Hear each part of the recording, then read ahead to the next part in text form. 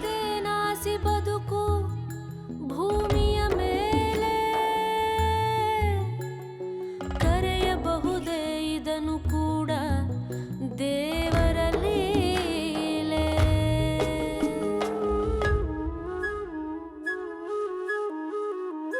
ದಾಹ ದಾಹವೆಂದು ನದಿಯೇ ನೀರ ಕುಡಿಯಿತು, ಹಸಿದ ಭೂಮಿಯು ಬೀಜವನ್ನು ತಾನೇ ನುಂಗಿತು. ಕಣ್ಣ ನೀರು ಕುಡಿಯಲು, ಒಡಲ ಬೆಂಕಿ ತಿನ್ನಲು, ಬದುಕಿನ ಹಠ ಇಂಥ ಕಾಲದಲ್ಲೂ ಬದುಕಲು. ಎಂಥಾದೇನಾಸಿ ಬದುಕು, ನಮ್ಮ ಎದೆಯ ಒಳಗೆ ನಮ್ಮ ಕಾಯುವ ದೇವರು ಒಂದು ಕಾಳಜಿಯ ಕರೆಗೆ ಕಾಯುತ್ತಿರುವರು. ತನಗೆ ತಾನೇ ತೆರೆವುದಾಗ ಬಿಡುಗಡೆಯ ದ್ವಾರ, ಅಂತರಾಳದೊಂದು ಕೂಗು ಈ ಯುಗಾಂತರ, ಯುಗಾಂತರ.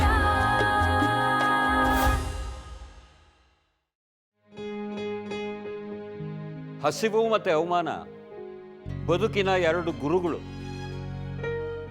ಹಸಿವು ಅಂದ್ರೆ ಏನು ಹೇಳು? ಈಗ ಹಸಿವಾಗ್ತಿದೆ, ಮನೆಗೆ ಹೋಗ್ತೀನಿ, ಊಟ ಹಾಕ್ತಾರೆ. ಅದಲ್ಲ. ಹಸಿವಾಗ್ತಿದೆ, 2 ಕಿಲೋಮೀಟರ್ ಡ್ರೈವ್ ಮಾಡಿದ್ರೆ ಒಳ್ಳೆ ಹೋಟ್ಲ್ ಸಿಗುತ್ತೆ, ಬೇಕಾದ ತಿನ್ಬೋದು. ಅದೂ ಅಲ್ಲ. ಹಸಿವಾಗ್ತಿದೆ, ಎಲ್ಲಿ ಮುಂದಿನ ಊಟ ಅಂತಾನೆ ಗೊತ್ತಿಲ್ಲ, ಹೊಂದಿಸ್ಕೊಳ್ಳೋಷ್ಟು ಹಣನೂ ಇಲ್ಲ. ಅದು ಅದು ಹಸಿವು. ಕೈಯಲ್ಲಿ 1,000 ರೂಪಾಯಿ ಇಟ್ಕೊಂಡು ಈ ವೃತ್ತಿ ಶುರು ಮಾಡಿದ್ದು. Now I am worth 10 crores. ಈ ಸುಪ್ರಭಾತ ವಾಹಿನಿಗೆ 11 ಧಾರಾವಾಹಿ ಮಾಡಿದ್ದೀನಿ. 5,000 ಕೋಟಿ ರೂಪಾಯಿ ವ್ಯವಹಾರ ಮಾಡ್ತಾರೆ, ವಹಿವಾಟು ಮಾಡ್ತಾರೆ. ಅವತ್ತೇನಿತ್ತು? ದಿನಕ್ಕೆ 14 ಗಂಟೆ ದುಡಿದಿದ್ದೀನಿ. ನನ್ನ ಬುದ್ಧಿ, ನನ್ನ ಬರಹ, ನನ್ನ ಅಭಿಮಾನಿಗಳು, ಅದ್ರ ಮೇಲೆ ಅವ್ರು ಬೆಳೆದಿದ್ದು. Now they don't need me, I don't care. ಜನಕ್ಕೆ ನನ್ನ ಧಾರಾವಾಹಿ ಮುಖ್ಯ, ವಾಹಿನಿ ಅಲ್ಲ. ಮರದ ಕೊರಡು ತಂದಿಸಿದ್ರು ಹೇಳಿಕೊಟ್ಟು ಅಭಿನಯ ಮಾಡಿಸ್ತೀನಿ. ಬೊಂಬೆ ಮಾತಾಡಿದ್ರು ಕ್ಲಿಕ್ ಆಗತ್ತೆ. ಹೊಸ ಧಾರಾವಾಹಿ, ಹೊಸ ಮುಖ, ಮುಖ್ಯ ಪಾತ್ರಕ್ಕೆ most unconventional face. Trend set ಮಾಡ್ತೀನಿ. ಇವತ್ತು ಹೇಗಿದೆಯಾ? Give me 2 years, you would be most sought after artist. Thank you sir. Kannada ಧಾರಾವಾಹಿ ಮಾಡ್ತಿರೋದು. ಡಿಕ್ಷನ್ನು ಸ್ವಚ್ಛ ಇರಬೇಕು. ಏನು ಸಾಹಿತ್ಯ ಓದ್ಕೊಂಡಿದ್ಯಾ? ಸಾಹಿತ್ಯದ ಗಂಧ ಗಾಳಿನೇ ಇಲ್ಲದೆ ಭಾವಗಳು ಬತ್ತಲಾಗೋದು ಹೇಗಮ್ಮ? ನನ್ನ ಲೈಬ್ರರಿಯಿಂದ ಒಂದು 4 ಪುಸ್ತಕ ಕೊಡ್ರಿ, 2 ದಿನದಲ್ಲಿ ಓದಿ ಮುಗಿಸ್ಬೇಕು. ಸರಿ ಸರ್. ವಜ್ರ ಹೌದು, ಉಜ್ಜಬೇಕು, ಹೊಳಪ್ ಬರುತ್ತೆ. You are talented, but acting ಕಲಿಬೇಕು. ಸರಿ ಸರ್. ಜ್ಯೋತಿ ಶ್ರೀವಾಸ್ತವ್ನ ಕಾಂಟ್ಯಾಕ್ಟ್ ಮಾಡಿರಿ. ಅವರು ಆ್ಯಕ್ಟಿಂಗ್ ಸ್ಕಿಲ್ಸ್ ಬಗ್ಗೆ ಕ್ರ್ಯಾಶ್ ಕೋರ್ಸ್ ನಡೆಸ್ತಾರೆ. You attend that. ಸರಿ ಸರ್. ವಾರ ಕೋರ್ಸ್ಗೆ 10,000 ಚಾರ್ಜ್ ಮಾಡ್ತಾರೆ. ಮಗು ಹತ್ರ ಅಷ್ಟೊಂದು ಹಣ ಎಲ್ರಿ ಇರುತ್ತೆ? 7,500 ಮಾಡ್ಕೊಳಕ್ಕೆ ಹೇಳಿ. ನಮ್ಮ ಆಫೀಸಿಂದಾನೇ ಕೊಟ್ಟಿರಿ, ಪೇಮೆಂಟಲ್ಲಿ ಹಿಡ್ಕೊಂಡ್ರಾಯ್ತು. ಸರಿ ಸರ್. ಓಹೋ ಹೋ ಹೋ, ಅನ್ನದಾತರು ನಮಸ್ಕಾರ. ಏನು ಬಡವನ ನೆನಪಾದದ್ದು? ಸುಪ್ರಭಾತ ವಾಹಿನಿ ಕಡೆಯಿಂದ ಅಭಿನಂದನೆಗಳು ನಿಮಗೆ. ಹೊಸ ಧಾರಾವಾಹಿ ಲಾಂಚ್ ಮಾಡ್ತಿದ್ದೀರಂತೆ. Thank you. Press meet plan ಮಾಡಿದಿರಂತೆ. ಹಾಂ, ಎಸ್. ಶನಿವಾರಕ್ಕೆ ಇನ್ವಿಟೇಷನ್ ಮೇಲ್ ಮಾಡ್ತೀನಿ, ಬಂದ್ಬಿಡಿ. ಮುಹೂರ್ತ ಸಂಡೇ. ಯಾವ ವಾಹಿನಿಗೆ ಅಂತ ಕೇಳ್ಬೋದಾ? ಸರಕು ಸಿದ್ಧವಾಗಲಿ. 10 ವಾಹಿನಿಗಳಿದೆ. ಯಾರ್ಯಾರು ಏನೇನು ಆಫರ್ ಮಾಡ್ತಾರೆ ನೋಡೋಣ. ಯಾರೂ ಇಲ್ಲ ಅಂದರೆ OTT ಪ್ಲ್ಯಾಟ್ಫಾರ್ಮ್ ಇದ್ದೇ ಇದೆ. ಮುನಿಸ್ಕೊಂಡಿದ್ದೀರಿ ಗುರುಗಳು. ಧಾರಾವಾಹಿಯ ಪ್ರಪಂಚದ ಮಹಾರಾಜರು ನೀವು, ಪ್ರಜೆಗಳು ನಾವು. ಒಂದೊಂದ್ಸತಿ ತಪ್ಪಾಗತ್ತೆ, ಹೊಟ್ಟೆಗೆ ಹಾಕೋಬೇಕು. ಅಪಾಯಿಂಟ್ಮೆಂಟ್ ಕೊಟ್ರೆ ಬಂದು ಭೇಟಿ ಆಗ್ತೀನಿ. ಇವತ್ತು ಸಂಜೆ ಬರ್ಬೋದಾ? ಪ್ರೆಸ್ ಮೀಟು ಮುಹೂರ್ತ ಮುಗಿಲಿ. ಮೊದಲು ಭೇಟಿ ಆಗಲಿ. ಅವಕಾಶ ಆದರೆ ಜಾಯಿಂಟ್ ಪ್ರೆಸ್ ಮೀಟ್ ಮಾಡಬಹುದು. ಇಲ್ಲ ಅನ್ಬೇಡಿ. ವಾಹಿನಿಗೆ ದಾತರು ನೀವು. You are our intellectual godfather. ಬನ್ನಿ 4ಕ್ಕೆ.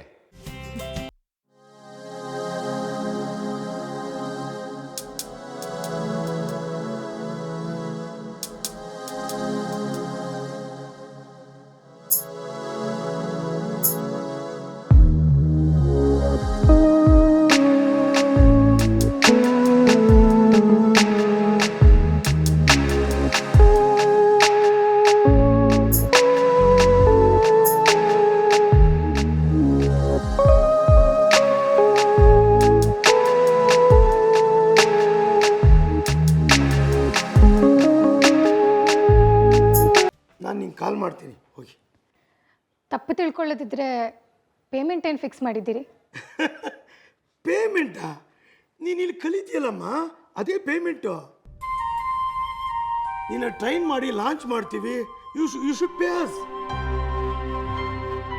ನಿನಗೆ ಕಷ್ಟ ಇದೆ, ರೀಸನಬಲ್ ಫಿಕ್ಸ್ ಮಾಡಿಸ್ತೀನಿ, ಹೊರಡು.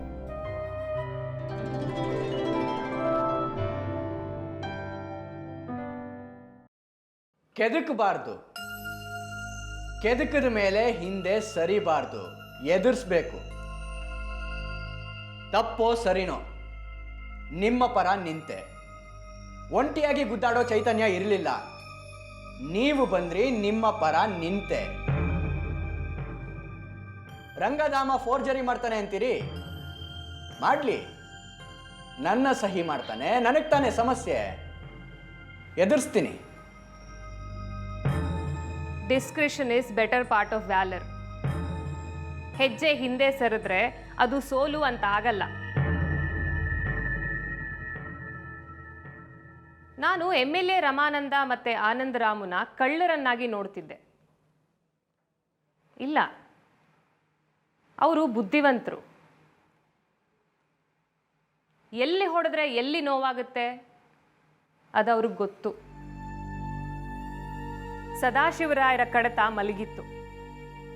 ನಾನು ಮಂತ್ರಿಗಳ ಹತ್ರ ಮಾತಾಡಿ ಅದಕ್ಕೆ ಜೀವ ಕೊಟ್ಟೆ. ಆ ಮನುಷ್ಯನ ಪೆನ್ಷನ್ ಸೆಟಲ್ ಆಗತ್ತೆ, ಸಹಾಯ ಆಗುತ್ತೆ ಅಂತ. ಈಗಾಗಿದ್ದು ತದ್ವಿರುದ್ಧ. ಎನ್ಕ್ವೈರಿಗೆ ಆ ಆನಂದರಾಮುನ ಕೂರಿಸಿದ್ದಾರೆ. ಪೆನ್ಷನ್ ಸೆಟಲ್ ಆಗೋದು ಹಾಳಾಗಿ ಹೋಗ್ಲಿ, ಅವಕಾಶ ಆದ್ರೆ ಸದಾಶಿವರಾಯರನ್ನೇ ಜೈಲಿಗೆ ಕರ್ಕೊಂಡು ಹೋಗಿ ಕೂರಿಸ್ತಾನೆ. ಈಗ ಇಲ್ಲಿ ನಿಮ್ಮ ಸಹಿ ಫೋರ್ಜರಿ ಆದ್ರೆ ನೀವು ಸಮಸ್ಯೆ ಎದುರಿಸಬೇಕಾಗತ್ತೆ. ನನ್ನೊಟ್ಟಿಗೆ ಗುರುತಿಸಿಕೊಂಡ್ರಿ ಅನ್ನೋ ಒಂದೇ ಕಾರಣಕ್ಕೆ ನಿಮಗೆ ಸಮಸ್ಯೆ ಆಗತ್ತೆ. ನಿಮಗೆ ಬದಲಿ ಆದಾಯದ ಮೂಲಗಳಿಲ್ಲ. ಸದ್ಯದ ಆರ್ಥಿಕ ಪರಿಸ್ಥಿತಿಯಲ್ಲಿ ಈ ಕೆಲಸ ಅನಿವಾರ್ಯ.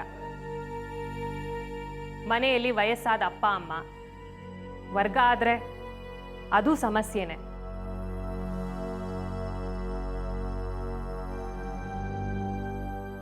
MLA ಭಯ ಅಲ್ಲ ನನಗಿರೋದು, ನಿಮ್ಮ ಕಾಳಜಿ. ಏನು ಮಾಡ್ಬೋದು? ಸದ್ಯಕ್ಕೆ ರಜಾ ಹಾಕಿ. ಎಷ್ಟು ದಿನ? ಪ್ರಾಯಶಃ 1 ತಿಂಗಳು. ನಂತರ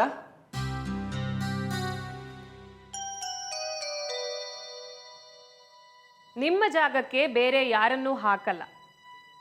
ನೀವು ರಜದಲ್ಲಿರೋದ್ರಿಂದ ಪಹಣಿ ಇಶ್ಯೂ ಮಾಡೋ ಸಾಧ್ಯತೆನೂ ಇರೋಲ್ಲ. ನಿಮ್ಮ ಸಹಿ ಹಾಕೋ ಪ್ರಶ್ನೆನೇ ಬರೋಲ್ಲ.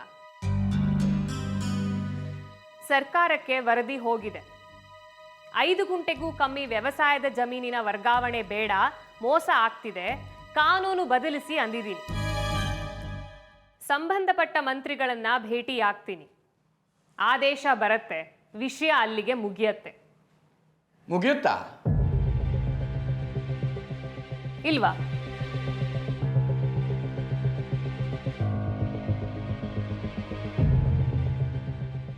150 ಜನ ಕರಾರು ಪತ್ರ ಸಹಿ ಮಾಡಿ ಒಬ್ರೊಬ್ರು 5 ಲಕ್ಷ ಕೊಟ್ಟಿದ್ದಾರೆ. ಅವರ ಗತಿ? ಅವರ ಹಣ ವಾಪಸ್ ಬರುತ್ತಾ? ಆಯ್ತು, ನಾನು ರಜೆ ಹಾಕಿ ಹೋಗ್ತೀನಿ.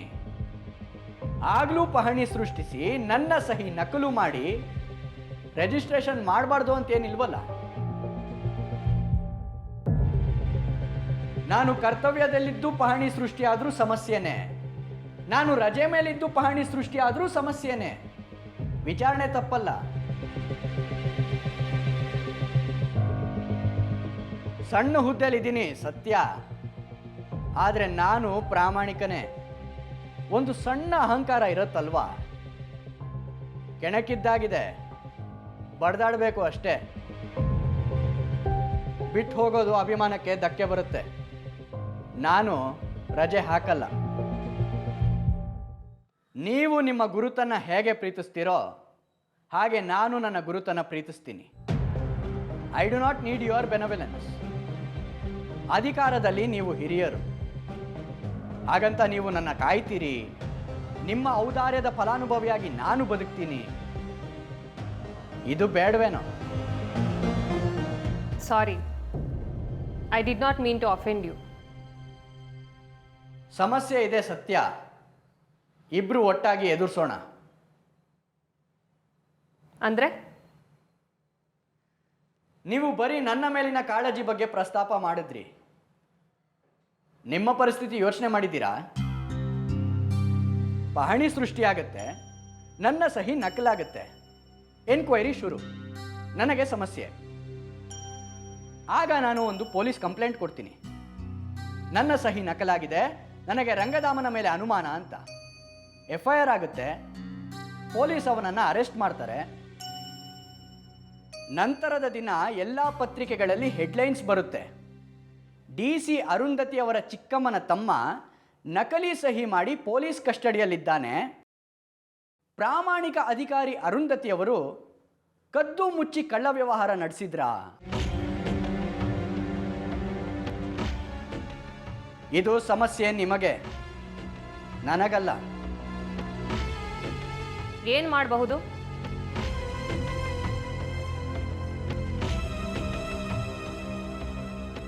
Offence is the best form of defence. ರಂಗಧಾಮನ್ನ ಇದರಿಂದ ಆಚೆಗೆ ಎಳೆದ್ರೆ ಬಡಿದಾಟ ಸಲೀಸು. ಏನು ಮಾಡ್ಬೋದು ನೀವು ಹೇಳಿ?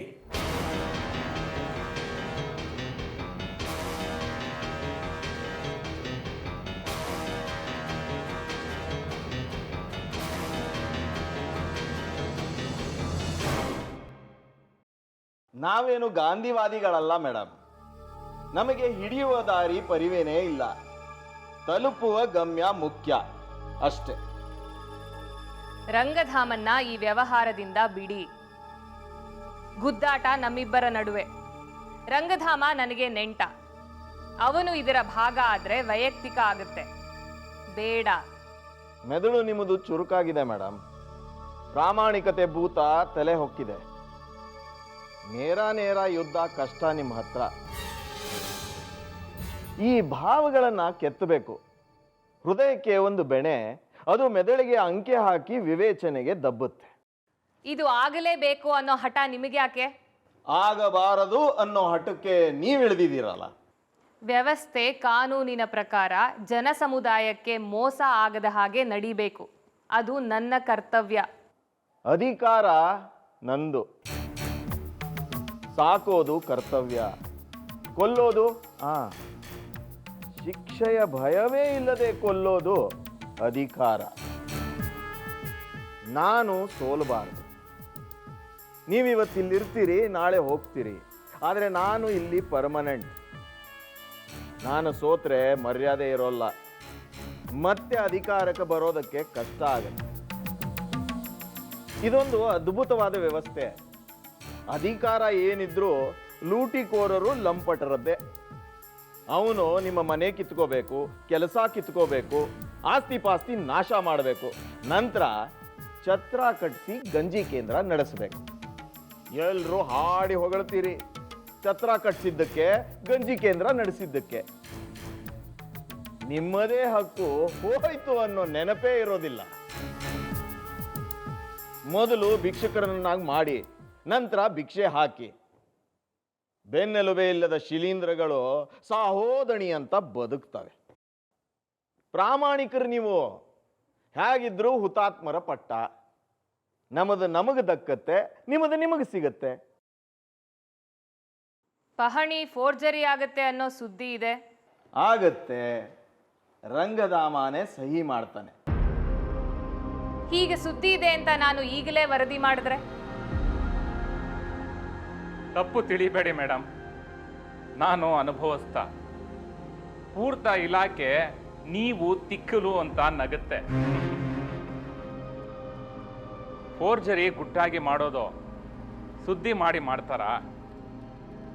ಫೋರ್ಜರಿ ಆಗೋಕೆ ಮೊದಲೇ ಏನು ಮಾಡೋಕ್ಕಾಗತ್ತೆ? ಮೊದಲು ಕ್ರೈಮು, ಆಮೇಲೆ ಪನಿಷ್ಮೆಂಟು.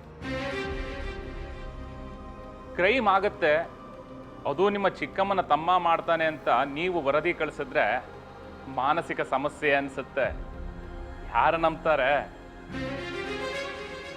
ಕ್ರಿಯೆ ಮುಗಿದ ಮಾರನೇ ದಿನ ಎಲ್ಲರನ್ನೂ ನೇತ್ ಹಾಕ್ತೀನಿ. ಮೊದಲಿಗೆ ಎನ್ಕ್ವೈರಿ ಆಗಬೇಕು. ಶುರು ಶ್ಯಾಮಸುಂದರನಿಂದ ಆಗತ್ತೆ. ಅವನದ್ದಲ್ಲ ಅಂತ ಆದ ಮೇಲೆ ರಂಗಧಾಮ. ನಾನು ರಜೆ ಹಾಕಿ ಹೋಗ್ತೀನಿ. ಬದಲಿಗೆ ಇನ್ನೊಬ್ಬ ಬರ್ತಾನೆ, ಅವನು ಸಹಿ ಹಾಕ್ತಾನೆ. ಫೋರ್ಜರಿ ಸಮಸ್ಯೆನೇ ಇರೋಲ್ಲ.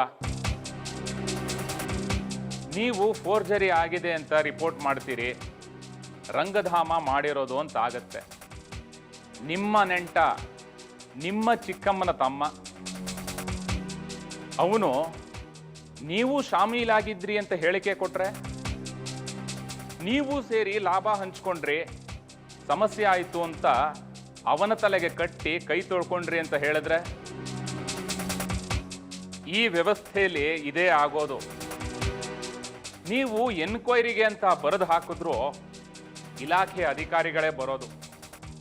ಅವರು ಯಾರು ಹರಿಶ್ಚಂದ್ರರಲ್ಲ. ರಂಗಧಾಮನ್ನ ಬಿಟ್ಟು ನಿಮ್ಮನ್ನ ಸಿಕ್ಕಾಕ್ಸಿದ್ರೆ 2 ಲಾಭ. ರಮಾನಂದ ಅವರು ಹಣ ಕೊಡ್ತಾರೆ ಕೇಸ್ ಮುಗಿಸಿದ್ದಕ್ಕೆ, ಅದು ವೈಯಕ್ತಿಕ ಲಾಭ. ಈ ಪ್ರಕ್ರಿಯೆಯಲ್ಲಿ ಒಬ್ಬ ಪ್ರಾಮಾಣಿಕ ಹೆಂಗಸು ಮನೆಗೆ ಹೋಗ್ತಾಳೆ, ಅದು ವ್ಯವಸ್ಥೆಗೆ ಲಾಭ.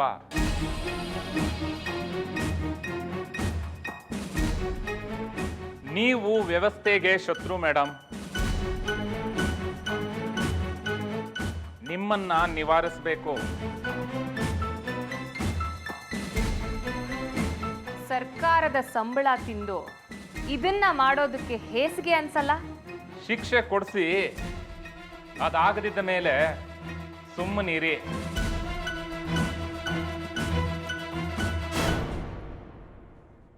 ನಡೀರಿ ಶ್ಯಾಮ್ ಸುಂದರ್, ಅವರ ದಾರಿ ಅವರಿಗೆ ಸ್ಪಷ್ಟ ಇದೆ, ನಮ್ಮದು ನಾವು ಹುಡ್ಕೋಣ. ಆದೇಶ ವಾಪಸ್ ತಗೊಳ್ಳಿ, ಸಮಸ್ಯೆನೇ ಇರೋಲ್ಲ.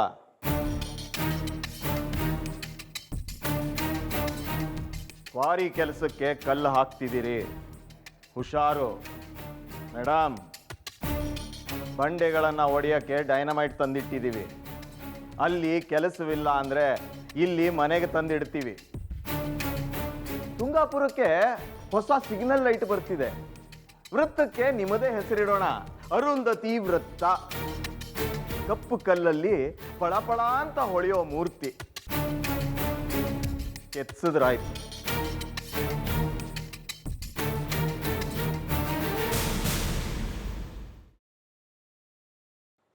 ಹೊಲಸು ತಿಂದೋನಿಗೆ ಇಷ್ಟು ಅಹಂಕಾರ ಇರೋದಾದ್ರೆ ಹೊಲಸೆ ಮುಟ್ಟದೋಳು ನಾನು, ನನಗೆಷ್ಟಿರಬೇಡ. ಸಮಸ್ಯೆ ಬೇಡ, ಸಂಧಾನ ಇರಲಿ ಅಂತ ಹುಡುಕೊಂಡು ಬಂದೆ. ನಾನು ದುರ್ಯೋಧನನೇ ಆಗ್ತೀನಿ, ತೊಡೆ ತಡ್ತೀನಿ ಅನ್ನೋದೇ ಆದರೆ ತೊಡೆ ಮುರಿಸೋ ವ್ಯವಸ್ಥೆ ಮಾಡೋಣಂತೆ.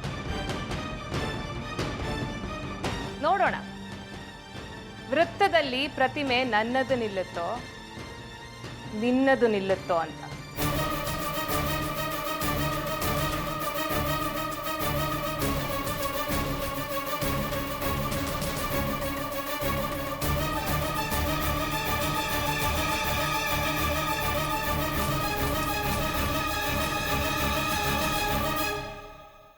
ಆನಂದರಾಮು ಏಕವಚನಕ್ಕೆ ಇಳಿದು ಬಿಟ್ಲು. ಅಪಾಯ ಈ ಹೆಂಗಸು.